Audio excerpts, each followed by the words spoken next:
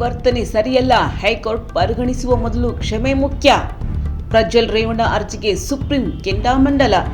ಬದಲಾವಣೆ ಪರಿಣಾಮಗಳು ಯೋಚಿಸಿ ಎಂದ ಸಿಜೆಐ ಖಡಕ್ ಎಚ್ಚರಿಕೆ.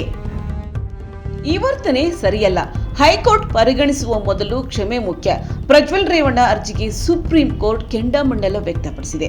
ಅತ್ಯಾಚಾರ ಪ್ರಕರಣದ ಅಪರಾಧಿ ಮಾಜಿ ಸಂಸದ ಪ್ರಜ್ವಲ್ ರೇವಣ್ಣ ಸಲ್ಲಿಸಿದ್ದ ವಿಚಾರಣಾ ಪೀಠ ಬದಲಾವಣೆ ಅರ್ಜಿಗೆ ಸುಪ್ರೀಂ ಕೋರ್ಟ್ ತೀವ್ರ ಅಸಮಾಧಾನ ವ್ಯಕ್ತಪಡಿಸಿದೆ. ಈ ಅರ್ಜಿಯನ್ನ ವಜಾಗೊಳಿಸಿದೆ. ಸಿಜೆಐ ಸೂರ್ಯಕಾಂತ್ ನೇತೃತ್ವದ ಪೀಠ ಬದಲಾವಣೆಗಾಗಿ ಕೇಳಿರುವ ಕಾರಣಗಳನ್ನು ಅಸಮರ್ಪಕವೆಂದು ಪರಿಗಣಿಸಿ ಗಂಭೀರ ಪ್ರಶ್ನೆಗಳನ್ನು ಕೇಳಿದೆ. ಈ ಮೂಲಕ ಪ್ರಜ್ವಲ್ ರೇವಣ್ಣಗೆ ಸುಪ್ರೀಂ ಕೋರ್ಟ್ನಲ್ಲಿ ತೀವ್ರ ಹಿನ್ನಡೆಯಾಗಿದೆ. ಈ ರೀತಿ ಪೀಠ ಬದಲಾವಣೆ ಕೇಳುವುದು ಸರಿಯಲ್ಲ. ಯಾವ ಉದ್ದೇಶಕ್ಕೆ ಕೇಳುತ್ತಿದ್ದೀರಿ ಬದಲಾವಣೆ? ನಾವು ಈ ರೀತಿ ಬದಲಾವಣೆ ಮಾಡಿದರೆ ಅದರ ಪರಿಣಾಮಗಳು ಯೋಚಿಸಿ ಎಂದು ಸಿಜೆಐ ಖಡಕ್ ಆಗಿ ಉತ್ತರ ನೀಡಿದೆ. ಹಾಗಾದ್ರೆ ಕೋರ್ಟ್ ಹೇಳಿದ್ದೇನು? ನ್ಯಾಯಾಧೀಶರು ಮಾಡಿದ ಕೆಲವು ಅಬ್ಸರ್ವೇಷನ್ ನಾವು ಪರಿಶೀಲಿಸಿದ್ದೇವೆ. ವಿಚಾರಣೆಯ ದಾಖಲೆಯನ್ನು ಉಲ್ಲೇಖಿಸಿ ಮತ್ತು ಹೈಕೋರ್ಟ್ ಮಾಡಿದ ಅಬ್ಸರ್ವೇಷನ್ ಮನಸ್ಸಿನಲ್ಲಿಟ್ಟುಕೊಂಡು ನ್ಯಾಯಾಧೀಶರು ಮಾಡಿದ ಕೆಲವು ಅಬ್ಸರ್ವೇಷನ್ ನಾವು ಪರಿಶೀಲಿಸಿದ್ದೇವೆ. ವಿಚಾರಣೆಯ ದಾಖಲೆಯನ್ನು ಉಲ್ಲೇಖಿಸಿ ಮತ್ತು ಹೈಕೋರ್ಟ್ ಮಾಡಿದ ಅಬ್ಸರ್ವೇಷನ್ ಮನಸ್ಸಿನಲ್ಲಿಟ್ಟುಕೊಂಡು ಈ ಅವಲೋಕನಗಳನ್ನು ನಿಷ್ಪಕ್ಷಪಾತವಾಗಿ ಮಾಡಲಾಗಿದೆ ಎಂದು ನಮಗೆ ತೋರುತ್ತದೆ. ಈ ಅಬ್ಸರ್ವೇಷನ್ ಪಕ್ಷಪಾತ ಅಥವಾ ಸಮಸ್ಯೆಯನ್ನು ಪೂರ್ವ ನಿರ್ಧರಿಸುವ ಅಡಿಪಾಯವಾಗಿರಲು ಸಾಧ್ಯವಿಲ್ಲ. ಹಾಗಾಗಿ ಅರ್ಜಿದಾರರು ಹಿಂದಿನ ಪ್ರಕರಣದಲ್ಲಿ ತಪ್ಪಿತಸ್ಥರೆಂದು ಕಂಡುಬಂದಿದೆ ಎಂಬ ಅಂಶದಿಂದ ನ್ಯಾಯಾಧೀಶರು ಪ್ರಭಾವಿತರಾಗಬಾರದು. ಅಲ್ಲದೆ ಪ್ರಸ್ತುತ ವಿಚಾರಣೆಯಲ್ಲಿ ಒದಗಿಸಲಾದ ಸಾಕ್ಷ್ಯಗಳ ಆಧಾರದ ಮೇಲೆ ವಿಚಾರಣೆಯನ್ನು ಮುಕ್ತಾಯಗೊಳಿಸಬೇಕು.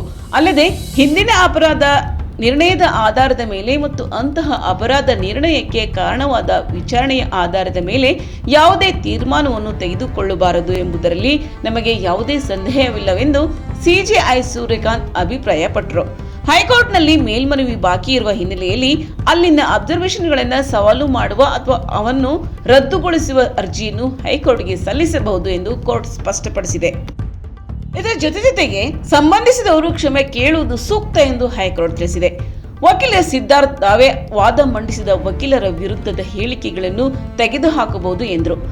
ಈ ವೇಳೆ ಹಿರಿಯ ವಕೀಲರಾದ ಸಿದ್ಧಾರ್ಥ್ ಲೂಥ್ರಾ ವಾದಿಸಿ, ಮೈಲಾರ್ಡ್, ವಿಚಾರಣಾ ನ್ಯಾಯಾಲಯವು ವಕೀಲರ ವಿರುದ್ಧ ದುಷ್ಕೃತ್ಯವಾಗಿ ಕ್ರಮ ಕೈಗೊಳ್ಳಬೇಕೆಂದು ಹೇಳುತ್ತದೆ ಎಂದರು. ಇದು ವೃತ್ತಿಪರತೆಗೆ ವಿರುದ್ಧವಾದ ವರ್ತನೆ. ಹೈಕೋರ್ಟ್ ಪರಿಗಣಿಸುವ ಮೊದಲು ಸಂಬಂಧಿಸಿದವರು ಕ್ಷಮೆಯಾಚಿಸುವುದು ಸೂಕ್ತ. ಸುಪ್ರೀಂ ಕೋರ್ಟ್ಗೆ ಹೋಗಿ ಹೀಗೆ ಮಾಡಬಹುದು ಎಂಬ ತಪ್ಪು ಸಂದೇಶ ಹೋಗಬಾರದು. ನಮ್ಮ ಜಿಲ್ಲಾ ನ್ಯಾಯಾಂಗದ ನೈತಿಕತೆಯನ್ನು ಸಹ ನಾವು ನೋಡಿಕೊಳ್ಳಬೇಕು ಎಂದು ಹೇಳಿದ ಸುಪ್ರೀಂ ಕೋರ್ಟ್ ಸೆಷನ್ಸ್ ಕೋರ್ಟ್ನ ಎಲ್ಲಾ ನ್ಯಾಯಾಧೀಶರಿಗೆ ಸೂಚನೆಯನ್ನ ನೀಡಿದೆ. ಇನ್ನು ಜನಪ್ರತಿನಿಧಿಗಳ ವಿಶೇಷ ನ್ಯಾಯಾಲಯವು ತಮ್ಮ ವಿರುದ್ಧ ನಡೆಸುತ್ತಿರುವ ವಿಚಾರಣೆಗಳಲ್ಲಿ ಪಕ್ಷಪಾತದ ತೋರುತ್ತಿದೆ. ಇದರ ಆಧಾರದ ಮೇಲೆ ಬೇರೆ ನ್ಯಾಯಾಲಯಕ್ಕೆ ವರ್ಗಾಯಿಸಬೇಕೆಂದು ಕೋರಿ ಪ್ರಜ್ವಲ್ ರೇವಣ್ಣ ಕೋರ್ಟ್ನಲ್ಲಿ 2 ಅರ್ಜಿಗಳನ್ನು ಸಲ್ಲಿಸಿದ್ರು. ಹೈಕೋರ್ಟ್ ಕೂಡ ಈ ಅರ್ಜಿಯನ್ನು ವಜಾಗೊಳಿಸಿತ್ತು. ಬಳಿಕ ಪ್ರಜ್ವಲ್ ರೇವಣ್ಣ ಸುಪ್ರೀಂ ಕೋರ್ಟ್ ಕದ ತಟ್ಟಿದ್ದಾರೆ. ಈಗ ಸುಪ್ರೀಂ ಕೋರ್ಟ್ ಕೂಡ ಅರ್ಜಿ ವಜಾಗೊಳಿಸಿದೆ. ಈ ಮೂಲಕ ಮತ್ತೆ ಹಾಸನದ ಮಾಜಿ ಸಂಸದನಿಗೆ ಭಾರಿ ಹಿನ್ನಡೆಯಾಗಿದೆ.